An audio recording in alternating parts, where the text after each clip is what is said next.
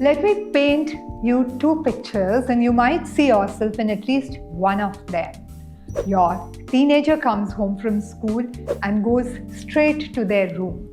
No hello and no conversation. Shuts the door and you've already decided they are being disrespectful. The guest sitting at that point of time possibly assumed something is wrong with how they were raised. But what if they just failed a test they studied really hard for and are too embarrassed to talk about it? Second picture.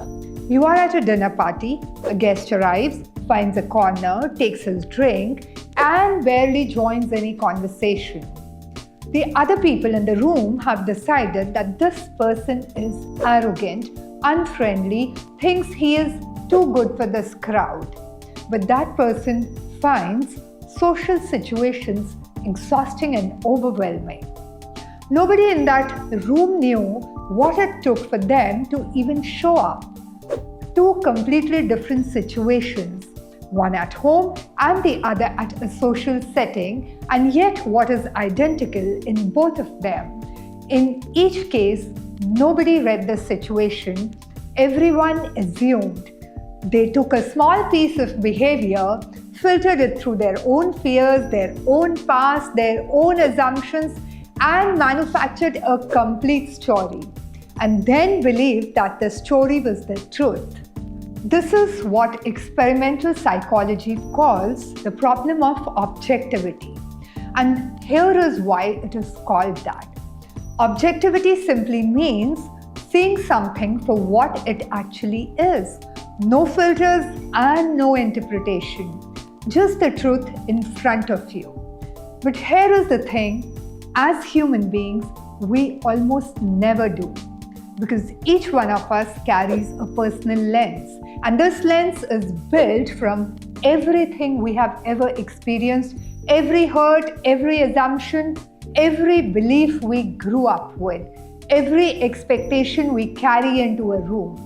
And this lens is always on. We cannot switch it off. So even when we think we are being completely fair, our past is already quietly influencing what we see. Let me simplify it with one more example. Two people watch the same colleague sit silently through a meeting.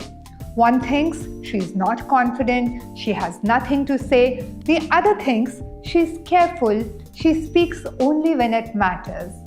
Same room, same person, same silence. There are two completely different conclusions.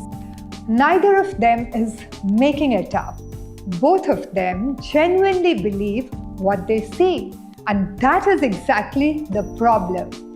Our personal lens changes what we see without us even realizing it, and this is what most people miss. Stature is not built in the big moments, it is built in these exact moments where everyone else has already made up their mind and you are the one person who hasn't. That is what people feel, that is what they remember, because anyone can have a designation like a senior manager, partner, director. Those are titles, they live on a business card. But stature is different. Stature is what people feel when you walk into a room. It is that quality that makes someone say, I have never felt judged around this person, not even once. That quality, that presence comes from one specific practice, the ability to pause before you conclude. To stay curious just a little longer, that is comfortable, to ask what is actually happening before deciding what it means. The people who build real stature in any room, at any table, in any culture, are the ones who have learned to slow the first instinct down, just long enough to ask one question: what might this person be carrying right now that I simply cannot see? That one question changes everything. It changes how you show up at home. It changes how you lead at work. It changes how people experience you long after the meeting is over, long after the dinner ends. So here's the thought I will leave you with today. The most dangerous thing about the problem of objectivity is not that we judge people. It is that we don't even know we are doing it.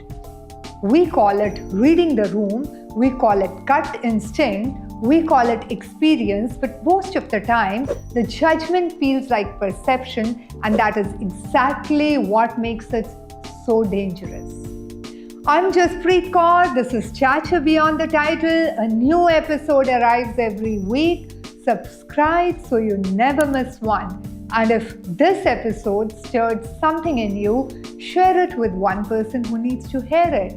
Because the best thing about finding your way is making sure someone else discovers theirs a little sooner.